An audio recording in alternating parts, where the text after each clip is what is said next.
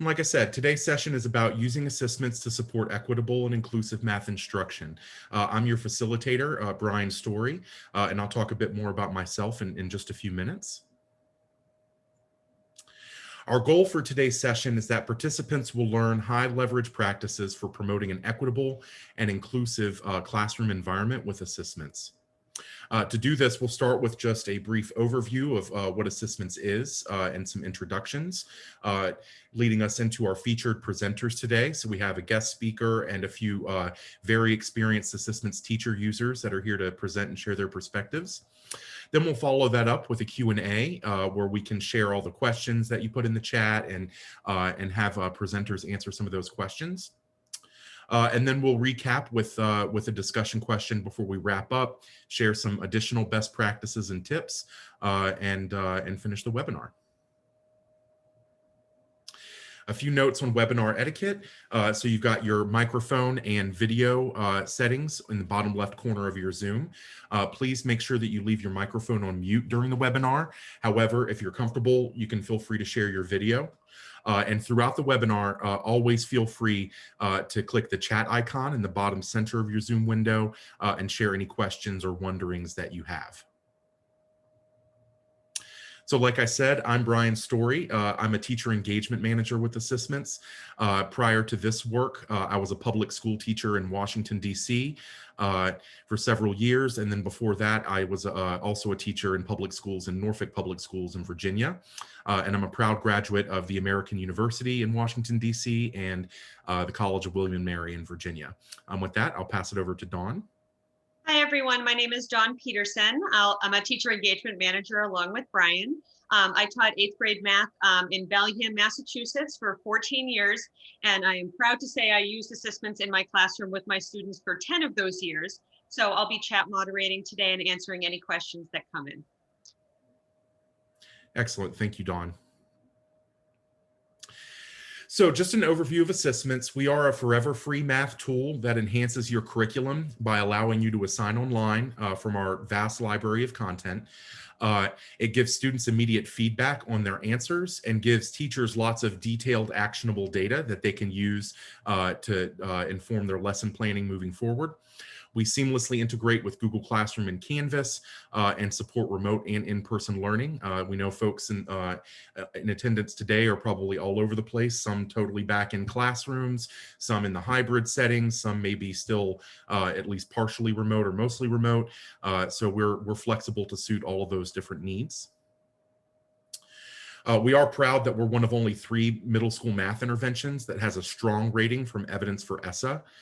We did an experiment to test assessments efficacy, and that showed that 75% more learning happened in classrooms using assessments when compared to learning that normally happens during the year. We also found that teachers who use assessments reliably changed their classroom practices and that assessments began to close the achievement gap. Students with lower prior achievement learned an equivalent of 2 years of math learning in a single year. So I wanted to center us around just some definitions for what equity and inclusion mean. We realize that different organizations define these terms in somewhat different ways, and we decided to go with these definitions. So equity in education is defined as ensuring that every child has an equal chance for success. Inclusion is really about practices, right? So inclusive practices consist of high quality instruction, interventions, and supports that enable students to meet success regardless of any challenges they may have. So we implement inclusive practices to create and promote an equitable environment in our classrooms. So we know that equity and inclusion are at the forefront of our national discourse after years of recorded and unrecorded injustices against Black and Brown people in the United States. Furthermore, students each bring their own sets of assets and challenges to the classroom. It's essential that we understand students as a whole or as whole people and provide a safe classroom environment where they can all be successful, regardless of what challenges and experiences they've come into the classroom with. And so now we're just going to just do a quick introduction of our featured presenters and what's going to happen during our presentations today. And so today joining us, we have Caroline Hill, our guest presenter, Alphonse Prince, who's a middle school math teacher, and Sue Sullivan, who's a secondary math teacher. Caroline Hill is the founder of the 228 Accelerator, which is focused on deliberately planning in and infusing equitable and inclusive practices all the way from the district level to the classroom level. Alphonse Prince is an ASSISTments certified educator and an ASSISTments ambassador, and he's a math teacher at Center City Public Charter School in Washington, D.C.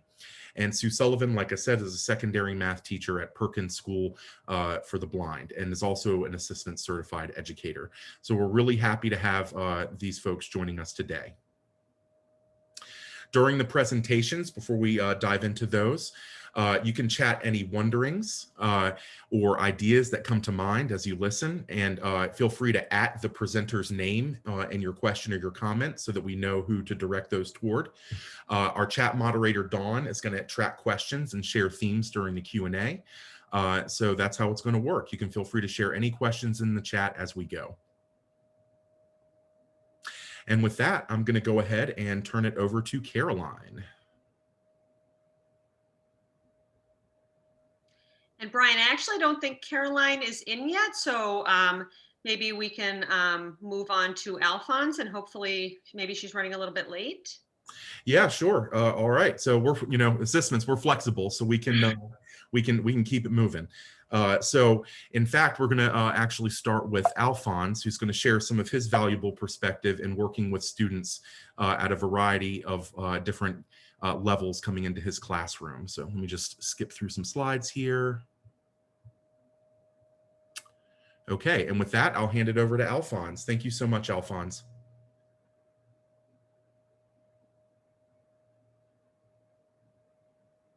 Is that what you mean, Mr. Prince? Sorry about that. Yeah, okay, thank you. So yes, Yeah, we're Great Point, Miss Alamo. You might not be from Washington, D.C. I attended D.C. public schools, so I went pre-K 3 through 12th grade. The school I teach in right now is in Washington, D.C. It's my 6th year teaching middle school. And the school goes from pre-K 3 to 8th grade. It's 52% Black, 46% Hispanic. We've been virtual since March 16th. We're just now looking at students coming back in smaller groups, maximum of 10 students per group, and that'll be starting April 16th. We were able to get one-to-one tech for all our students. So every student has a tablet for our younger friends and then a laptop from everybody, I think in kindergarten on up. All right. So in terms of my daily routine with ASSISTments, I use it to support my Eureka lessons, especially since we've been virtual. I then assign most or all of the problem sets or the exit ticket, kind of just how much we've gotten to in class, combined with like the major question of the Eureka lesson. And then one thing I do is I review the assignment report data with students. So like we go over what went well, what didn't go well, things of that nature. And so my challenge is I have students who come in with the the mindset of I'm not a math person. And so that kind of one of the things that like really burns me up. And so then also students whose performance have been negatively impacted by the virtual setting and things outside of their control, like home life and things like that. And then how do I address all students at different levels, given that we have one class per grade level. And so we have a range of different abilities in there. And so ASSISTments allows me to monitor students remotely. So if you're not able to put your screen on because of what's going on in your background or come off from mute, you can still do the work and I can see what you're doing, how long it takes you to do it. Then I'm usually with a co-teacher who has me who I'm able to facilitate breakout rooms. Like, can you take this student there? And it seems like they're having a hard time. Can you see what the deal is? And then also just take some students out to be like, all right, calm down. I see you're getting frustrated, relax, what's going on? And reminding them that it's okay to make mistakes in math. And so, yes, I'll talk about more why that is. I'm creating that culture for me, but that is the culture I try to do. And so some key points for building a culture of growth mindset. It's okay to make mistakes. Productive struggle is a good thing. The biggest thing is effort. Reminding students that learning is done on a continuum. Like you don't stop learning when you get out of 12th grade. So pushing that idea, like things that you learn this year, you're going to keep pushing up, getting built upon. Starting in one place doesn't mean you can't finish in another. And then also kind of like with my students, reminding them that they're going to see these topics again, because the way DC Public Schools is set up and the way my school is set up in my school district, they're going to see a lot of the same concepts again. So reminding them that there's not a lot of pressure to understand it fully right now, like understand the concept and know that you'll see it again and you'll have more success with it that second time, kind of calms them and allows them to not hate math.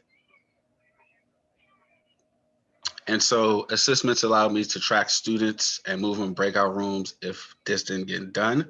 And so like with this student, the student in the middle with 17% is a student who I will pull and ask like what's going on, because 3 of the 4 answers they requested the answer. Or one of them requested the answer. And so kind of like, what is your misconception that you didn't even try, and kind of going from there. Now, before the pandemic, I wasn't able to see, because with everybody together, wasn't able to see the kind of classroom culture with consistent assessments use. But now with this, like I have students who in class wouldn't be as talkative or now interacting more. Because of this with assistants, they have more confidence to try. Even if they get it wrong, they're still suggesting an answer. And so it's not a lot of dead air. And so kind of like, that's why I like with assessments to kind of get me those things that I need. And then another thing that assessments has done is it allows me to decide which students are struggling and get the most appropriate things that they need, while still be able to create that positive classroom culture. With this one, like again, I would show this to show that, okay, guys, everybody is having trouble with this. And so I would look inward at myself and say, okay, how do I teach this again? Or what do I need to do to get this better across to them?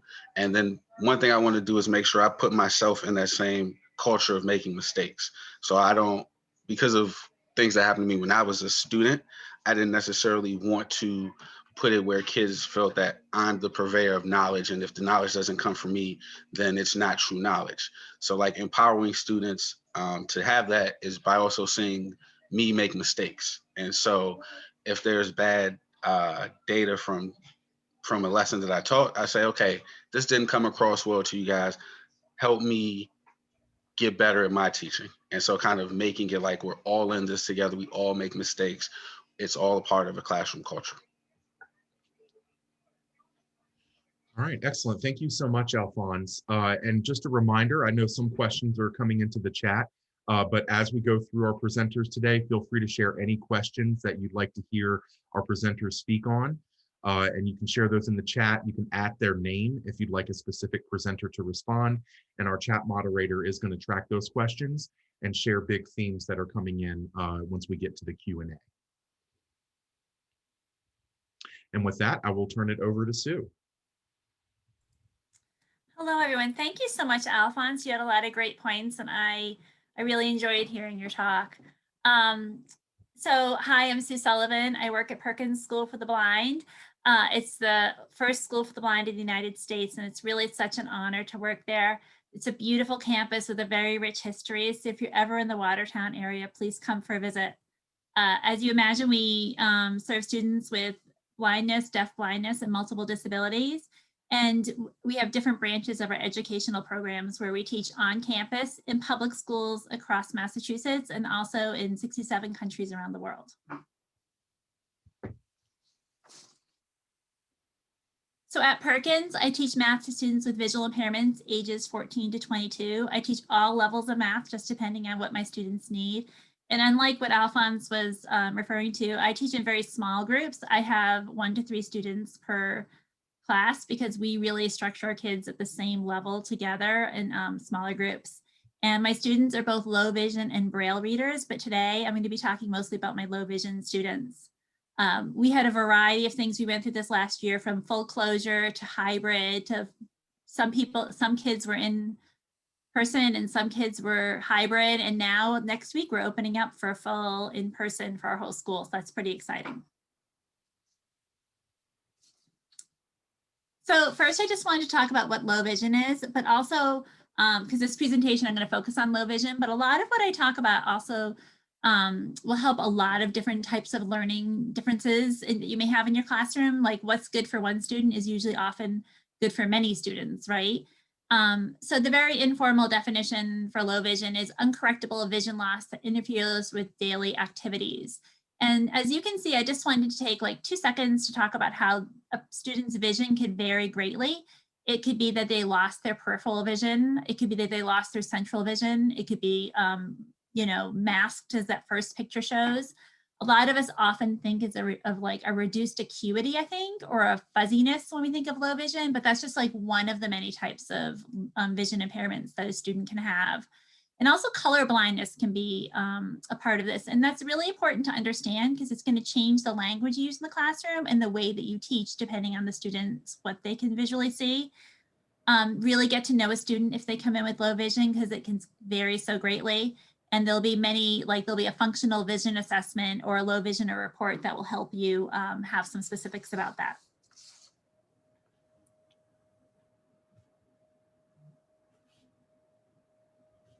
So I'm going to talk today about one of my classes, which is 3 students with low vision. I'm using the illustrative mathematics Algebra 1 curriculum.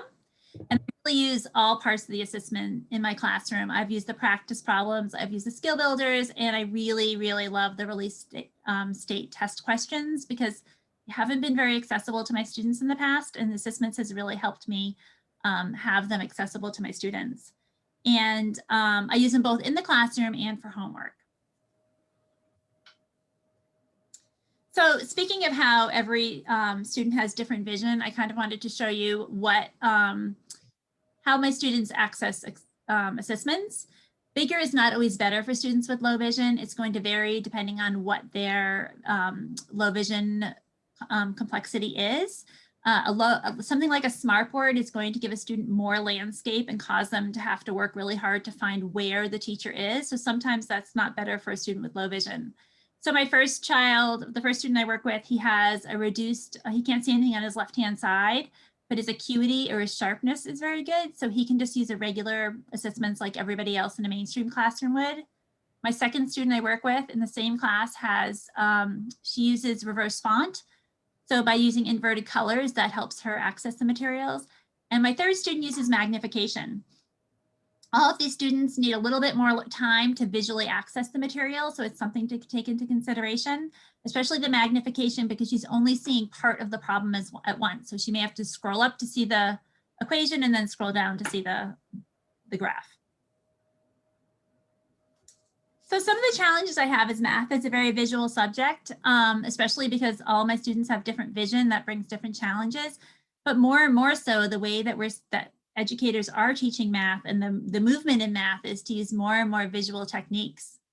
Another thing that we struggle with, or I struggle with, is that so many math online programs are not visually accessible to my students. Even though they can use a magnification, if it's something that's in a light gray font and italics, even enlarging it or inverting the colors is still going to make it really difficult to see. And then I need to take into consideration that visual challenges slow the pace of learning down. And so to keep that in mind as I'm teaching. So just some of the things I do in my classroom is I choose materials that are accessible to my students, and assessments really is. There's a lot of white space on it. And again, this is good for all types of learners, not just students with learning disabilities. It's bold, it's black on white with a good font. There's not a lot of italics. So I just find that my students are able to work with the program really well, which is fantastic.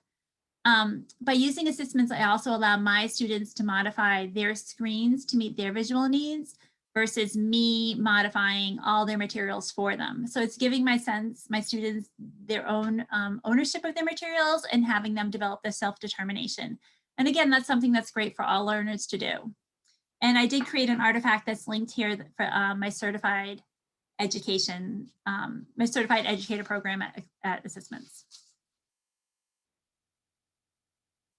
And finally, some of the things that I have noticed from using assessments is that my students are developing their self-advocacy skills. Like I just mentioned, having them modify materials for their best vision is better than me continually doing it for them. It goes back to the saying I've always had in my head about preparing students for the world instead of preparing the world for my students, because that's the reality. I so appreciate that assessment gives immediate feedback to my students. So when they go home to do a homework, if they get the first one wrong, they're going to know right away, and they're going to know how to maybe adjust or review something before doing the whole homework incorrectly, which is what often happens with a paper worksheet, right? And finally, there's the ease of creating an assessment homework assignment frees me up to be able to spend my time on a more meaningful teaching tasks and better meet the needs of my students. You know, so that's always something that's really great. So if you ever have any questions about Perkins or low vision students, I'd be happy to answer them. Thank you. Excellent. Thank you much. Thank you. Thank you so much, Sue. I really appreciate that. Again, just a reminder that, and I'm going to go back here to chat any questions or wonderings as we go through our presentations today. Feel free to @ the name of a presenter if you'd like someone to answer a question specifically, and our chat moderator, Dawn, is going to track those. And with that, I'm just going to go shuffle back up here to the beginning. And I'm going to turn it over to our wonderful guest speaker today, Miss Caroline Hill from the 228 Accelerator. And actually not from, she is the founder of the 228 Accelerator. So with that, Caroline. You gonna drive for me, Brian? Yep, I got you. All right, let's skip to the third slide. All right, I'm Caroline from the 228 Accelerator. So glad to be with you all today. But today I'm going to talk to you about not this person, but who this person used to be. You can go to the next slide. And the messages this person received. So this is a picture of me in 4th grade. And I'm going to take us back to the messages that I received when I was in 4th grade from my math teachers and those people who were around me. Next slide. Some of the messages I heard was, I know your parents, we went to college together. Did you know she is a human computer? Oh, I love that in school. Let me help you. I knew you could do it. This is what you are supposed to do. Now, these are messages that I received when I was in grade school. Now, you can go to the next slide.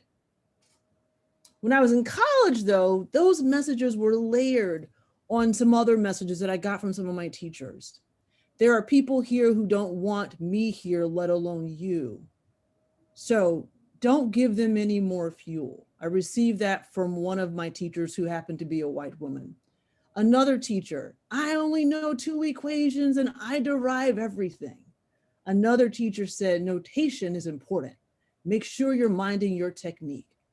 Another teacher said, you work hard, but not always on the right things. Let me show you another way of working.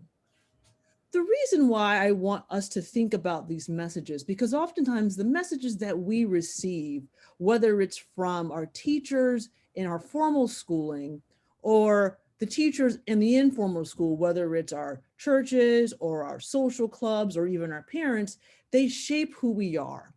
For the next moment, we can go to the next slide. I want us to make some connections to the messages that we've received growing up. And we can go to the next slide. In the chat, I want you to think about the messages you received about mathematics and learning while you were in school. Who sent you those messages? Reflect on the bodies that those messages came from. What messages did you need to hear? And from whom did you need to hear it? Let's activate the chat for just a few seconds, a second of 30 minutes, to think about what were the messages that you remember that you received in school.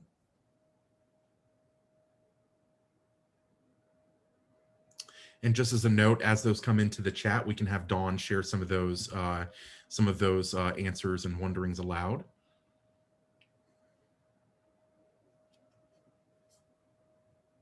It might take us some time to think about it. Think time is very important. Yeah, it is. It's okay to use a calculator. I love it. Yeah, speed and accuracy are paramount in math. Teachers told my parents I was a daydreamer. I was smart and had a great mind. Sue shares mistakes were not okay. Circle the answer. Someone sharing they needed to be in a lower math class because algebra was too hard.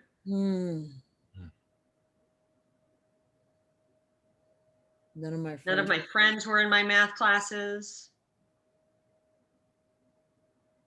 If Nicole can't get this, anyone can. Not sure if that was supposed to be if Nicole can get this, anyone can. There we go. Yep. So the point here is that even though we are years out of grade school, most of us are years out of grade school, the messages that we received have significantly shaped us. We remember them. They've become a part of who we are. So when we are moving through this time today, I want us to think about, one, the messages that we got, and also the messages that we are sending. You can go to the next slide. And oftentimes the messages that we are sending are framed by systems of inequity and oppression that we all experience. So it's important that we are thinking about, like, are we sending messages that are allowing students to fight and dismantle these systems, or are the messages that we are sending simply reifying them or not saying anything at all? You can go to the next slide.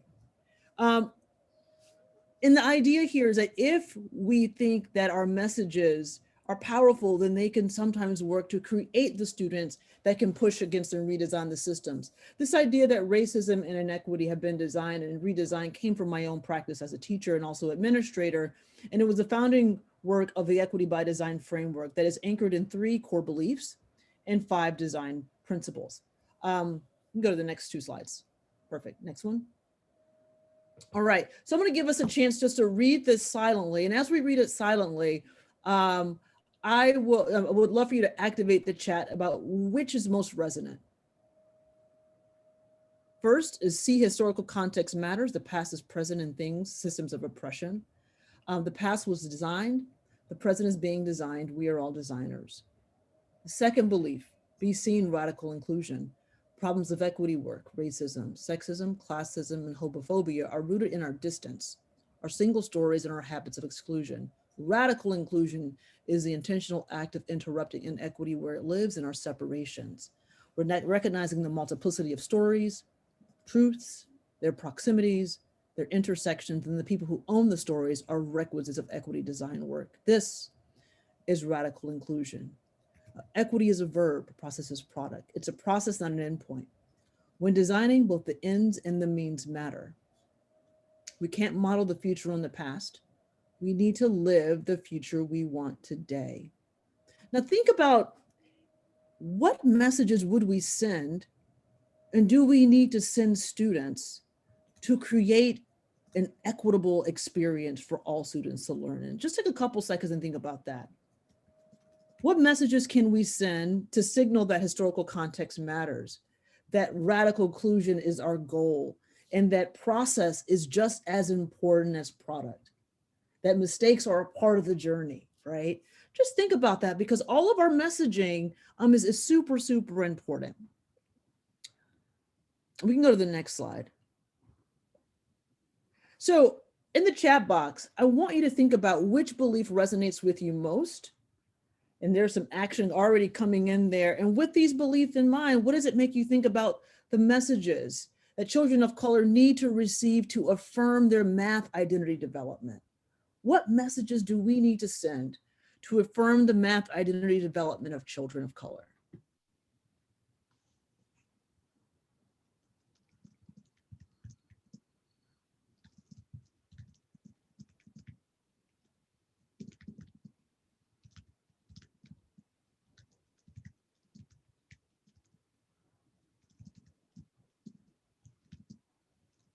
You don't need to apologize. I love it.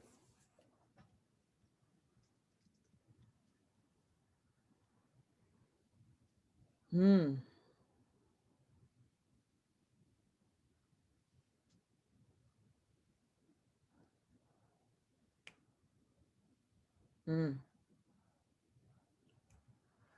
Brian, thank you. We can go to the next slide. Sure.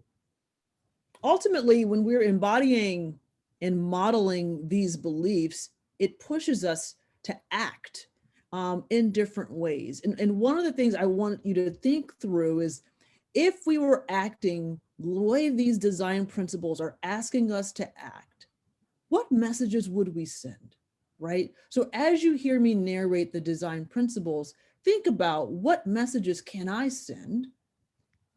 What messages can I send to animate this? First, design at the margins. We design at the edge of society. Solutions at the margins work for all. Innovations based in equity diffuse inward from the bleeding edge. 2, start with yourself. Our identities, race, gender, upbringing, social status, and home language create our lens for the world and how we make sense of it. We have to be aware of this lens and the biases it brings as we design. I'll pause there and let us activate the chat. Which or what messages would we send if we were acting in this way? Or if we believed this?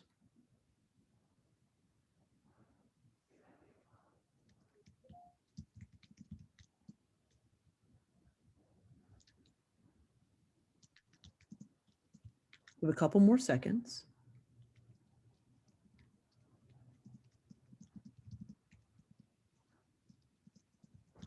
I love it. I love it. Now let's move to the next 2 design principles. And you're thinking the same thing. What messages would I need to send to students?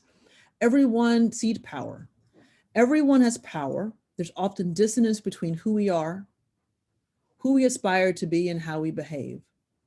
This reconciliation is both uncomfortable and discomforting. This dissonance and discomfort reveals what power needs to be ceded. Make the invisible visible. Implicit biases, power dynamics, and invisible structures all govern relationships with people in our organization, schools, and governments. By making them visible, we can assess the impact on people and create a space for reflection and repair. What messages would we send if we're ceding power to students? What messages will we send if we're working to make the invisible visible?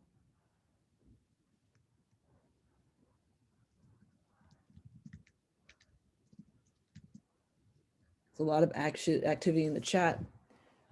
And finally, the last. Speak the future, design the future. And this is really one about messaging. There is insidious power in language and discourse to influence and control ideas, beliefs, actions, and ultimately culture. In order to write a different story, we have to use different language. We need to replace our current hegemonic discourse. Let's continue to activate the chat about which messages would we send students if we were animating these design principles. We can go to the next slide, Brian. Because the idea here is which design principle is resonating and what messages that children receive to remind them of their potential, and how can ASSISTments help? How can ASSISTments help send these messages and activate these messages in your own practice?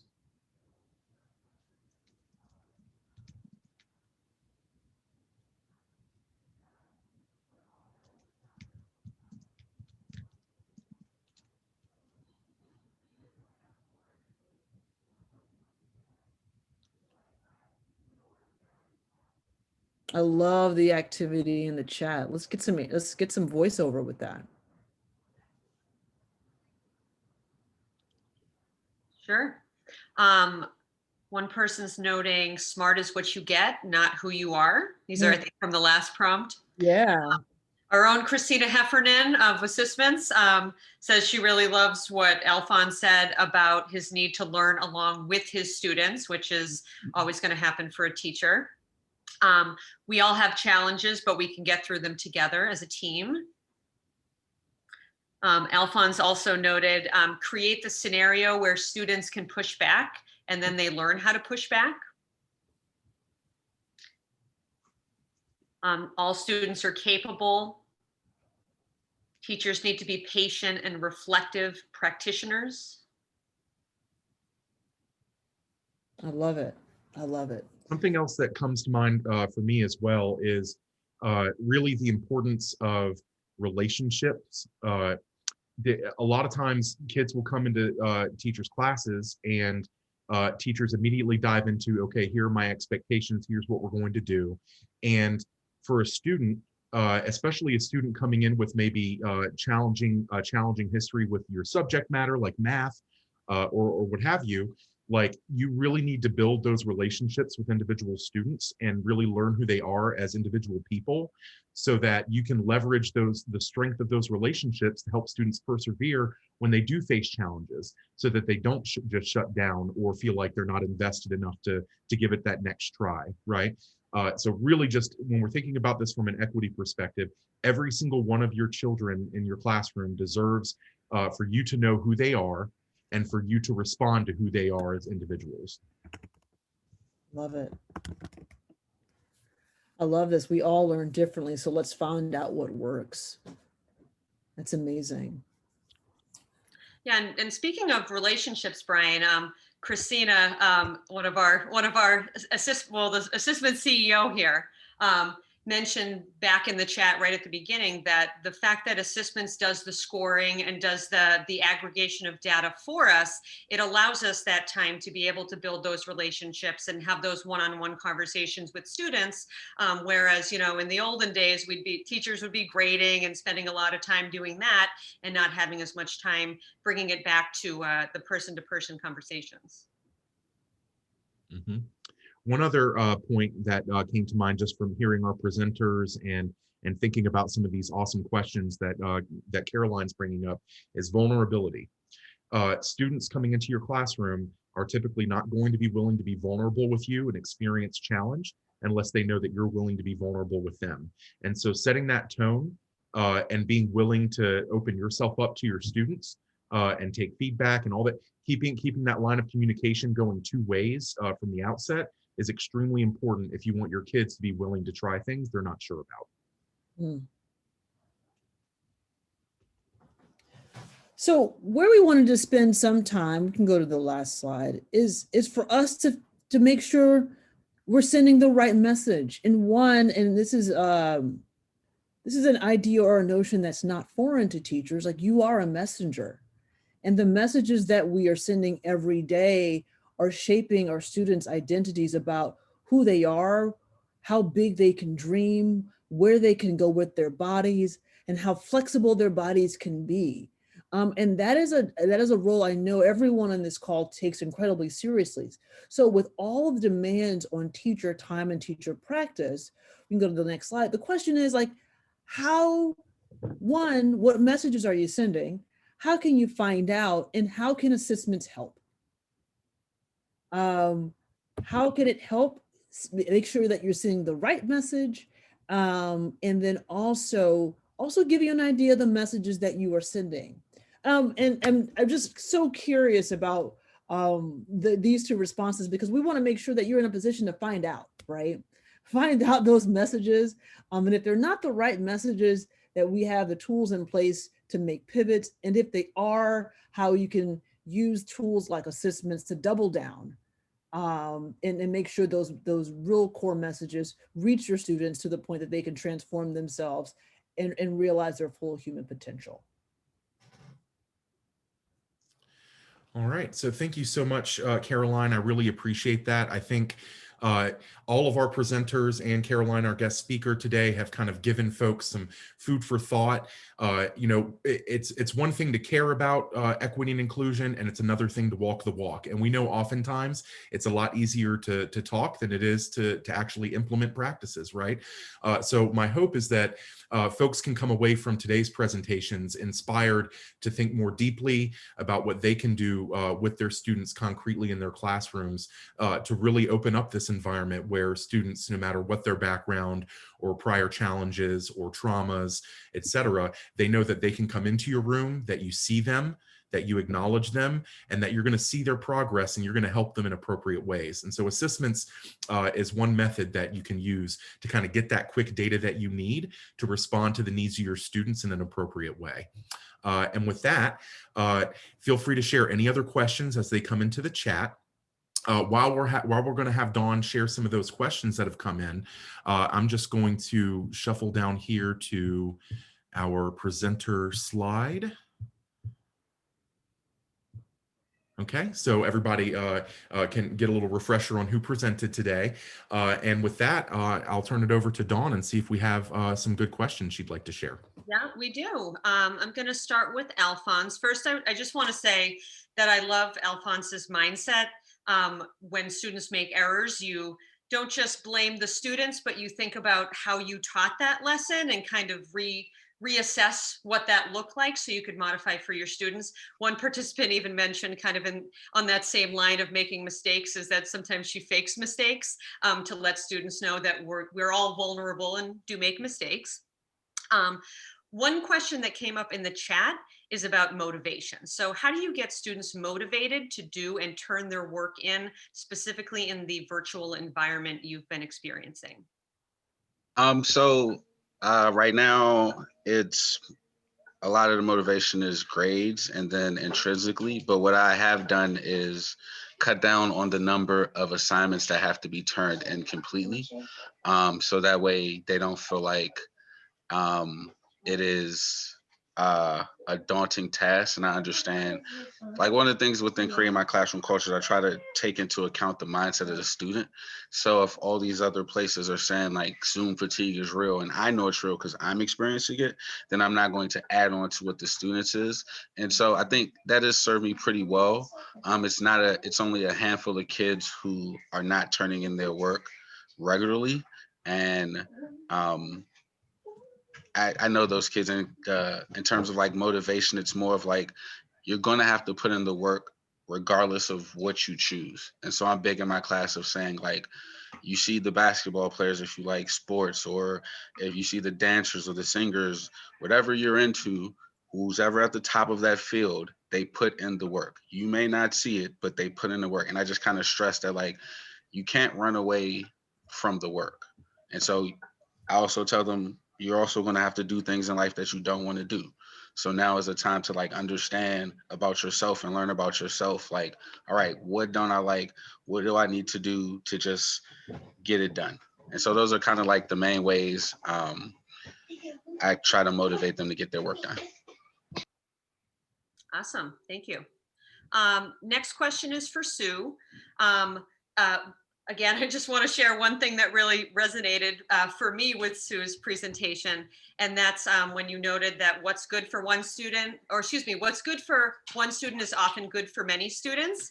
And I think that is amazing because when you make modifications for students with special needs, there may be 5 or 6 other students who would really benefit from those accommodations as well. One question that came in was about different modifications that you make. You mentioned that you prepare the student for the world, not prepare the world for the student. So one teacher asked, when you assign your illustrative math practice, do you give the entire assignment or do you make a selection as a modification? Yeah, I actually do make a selection because I take the visual complexity into consideration. You know, my students are Zooming a long day. It's a very visual day for my low vision students, and I don't want them to then have visual fatigue doing homework. One thing that you might not think of is like a lot of words was what they were complaining about with illustrative mathematics. Like if it's a very long wordy problem, that's a lot of work for a student with a magnification on because they have to keep scrolling back and forth through the whole problem. And so that's one thing I try to eliminate are things that seem too visually complex. To add to that, this is another situation where, let's say you primarily use Open Up with your students, but you need to have or need to find less visually stimulating questions so that students can still access the material. That's a great situation where you can leverage our variety of materials and ASSISTments, whether it's our skill builders, practice problem sets, materials from other curricula like Eureka and Engage New York. I know they have the fluency practice problems we have in there for several grade levels. So just really, making sure that you're leveraging the variety of content that we have to make sure that you're helping to both meet students where they are, but still challenge them on the key standards you're trying to move through. Yeah, just to go off of that, the skill builders are excellent. They're short, they're quick, they're easy to do, and they always are working on a skill that my students need. But in going back to like the long word problems, students who are challenged with reading have reading difficulties. Now they're working, it's the same thing where they're working twice as hard to read a really long illustrative maths word problem. So again, it's not just students with low vision, but there's lots of types of learners that you have to think about when you're choosing your problems. Great, thank you.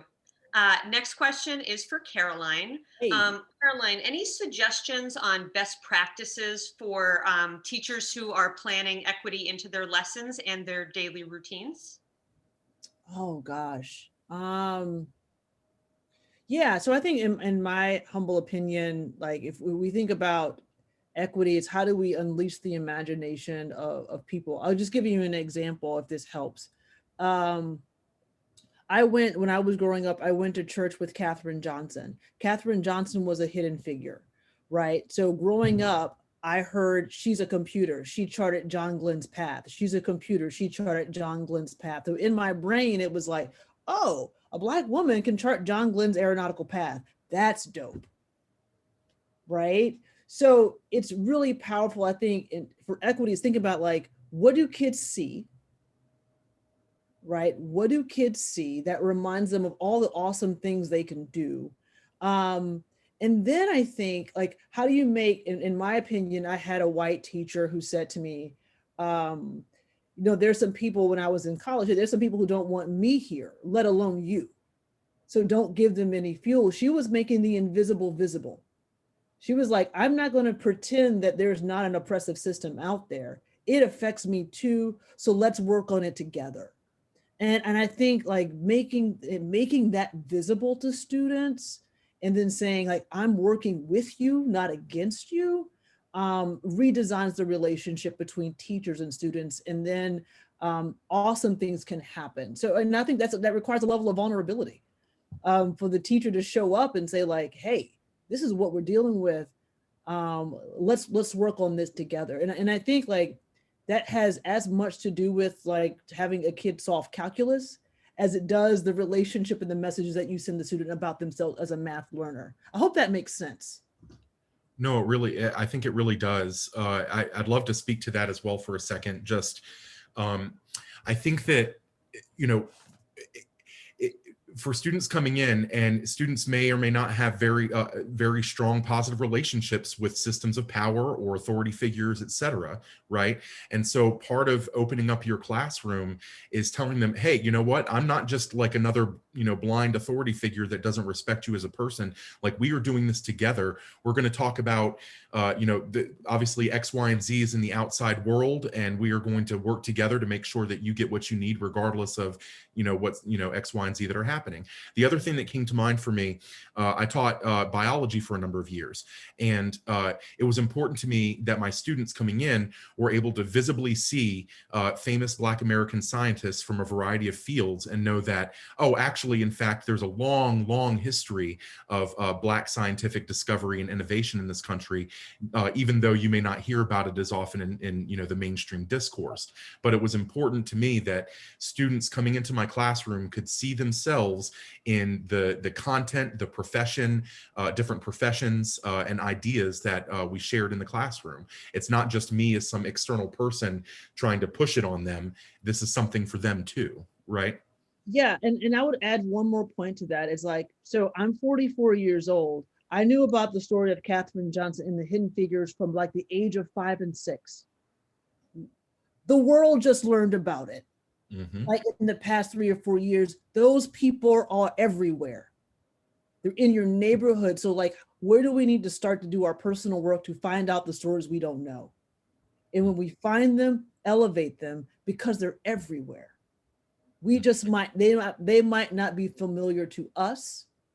And because segregation has done a number on us, there's stories that exist in certain communities that aren't a part of the dominant discourse. So I think it's also saying like, if it's absent, it's like, it's just not known to me, but it's there. And how do I find it? I like to think about it as like a lifelong exploration, or like an infinite onion, right? Like every time you peel back a layer, there are always more layers underneath. There's always more depth of understanding, more events, more injustices that that we can learn about. And a lot of it is keeping in mind that like we were denied information about these things when we were being educated, and so we have to learn how that happened and what we were denied in order to seize the future and and make the future what we want it to be. I did just want to, since we're starting to get into the wrap up time a little bit, any other questions really quickly, Dawn, that you wanted to? Yeah, I have one or two more questions, and these can probably be quick. One is for Sue, and Sue puts emphasis on self-advocate or teaching self-advocacy for her students. So I wonder how you get started with assessments in the school year and how you address any of the challenges. I know, for example, when my students first used assessments, they got that immediate feedback and the tools they need to learn and grow, but they kind of were hesitant because it was more work. So can you speak to that for a bit? Sure. I spent some time in class getting them used to assessments. So logging in, finding the assignment, working through it. So we did it together for a while, and I think that helped a lot. I also love that assessments gives them the feedback and gives me so much data, because I'm able to say to the students, like, I'm not collecting this data on you, assessments is, but that I know you spent 2.5 minutes doing your homework. So that was a big benefit for me. For the students, they actually love it.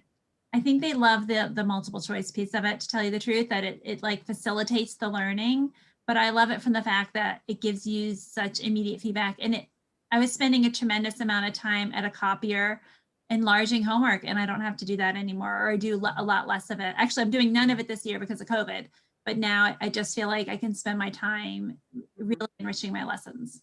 Yeah. And I love your piece about just like giving the students the tools that they need so they can, find their potential. Mm-hmm. All right, and my last question, and this should be real quick. I thought I'd bring it back to the question we had on that first slide and hear from our presenters. Describe something a teacher did to make you feel valued in your classroom, and we'll end on a nice positive note. Do we want to start with Caroline? You're first on my screen. Yeah, something that a teacher did to make me feel valued. I think I would start in college, and when my teacher pulled me aside and said, "You're working really hard, but not on the right things," it made me feel valued, because that means she was paying attention enough to what I was doing to assess its efficacy.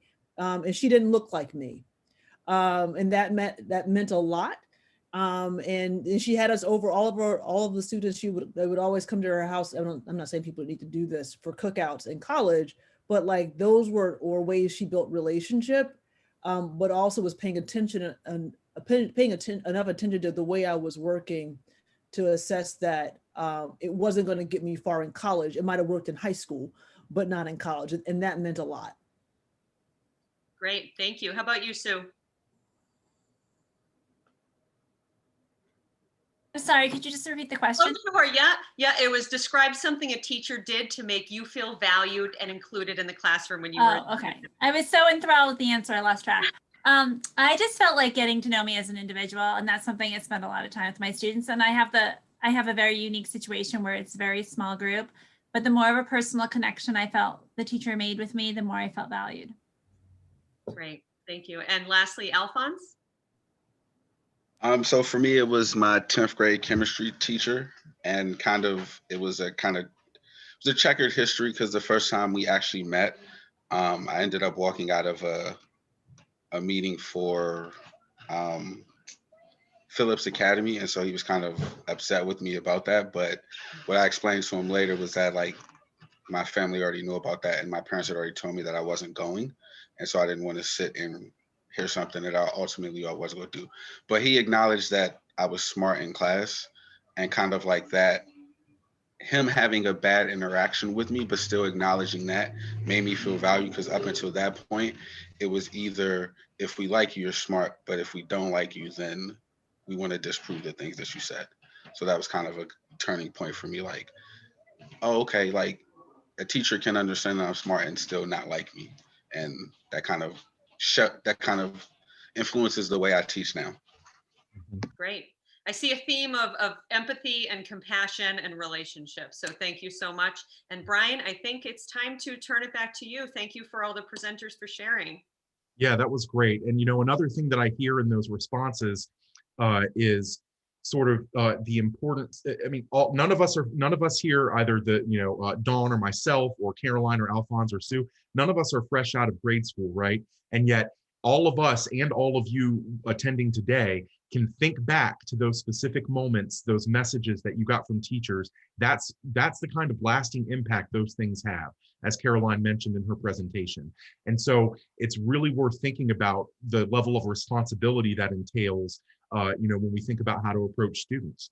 And I love Alphonse, like being able to address behavior and academic ability separately, because we know that for a lot of students, they get shuffled into classes that are not challenging because of behavior problems, and kids can get pushed into higher classes because they don't have behavior problems. But like that, every kid has potential regardless of how much difficulty they have with your classroom rules, right? So try to keep those things a little bit separate there, and not just again fall into the danger, as Adichie says, of thinking of a student in a single story. I want to, and we're kind of short on time actually, so I think we're going to just move on to our recap and next steps. I wanted to share a few useful resources, and again, everybody's going to get this deck in our follow-up email, which will go out probably tomorrow morning. Check out our teacher toolkit for using ASSISTments to support equitable math instruction. Two useful resources we have there are the blog post, which I wrote on what that looks like and kind of brings in some important research to think about.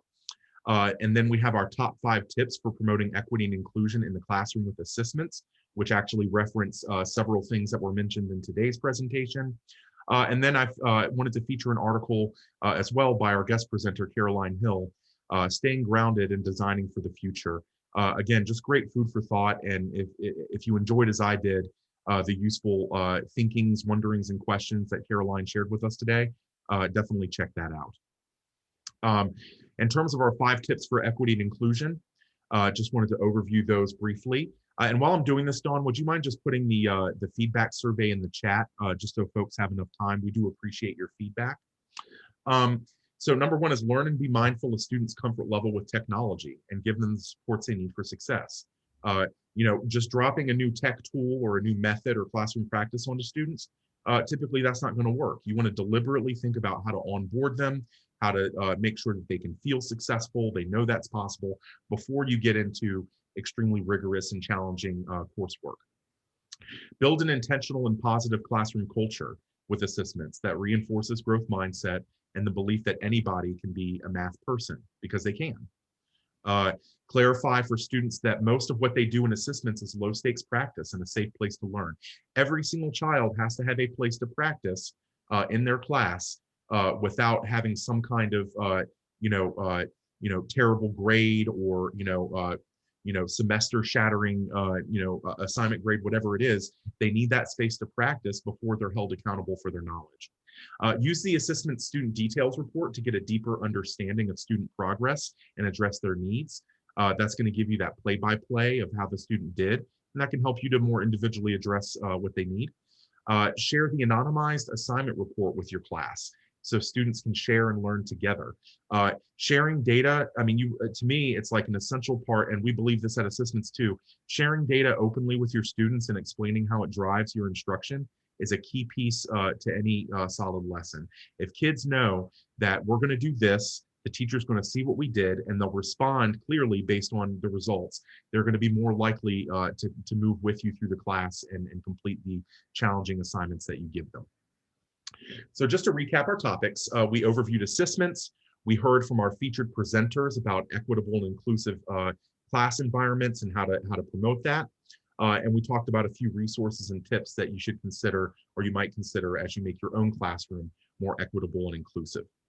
You can choose to join one of our upcoming webinars. We do have a targeted webinar coming up on orchestrating math or student discussions with ASSISTments data, a new user webinar part 2, and some drop-in sessions.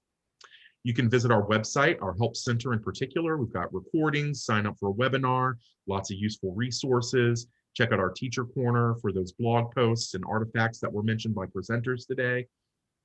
And then you can also check us out on social media, in particular, our Facebook user community. Take a look at that and join it. Lots of folks in there chatting from a variety of experience levels with ASSISTments.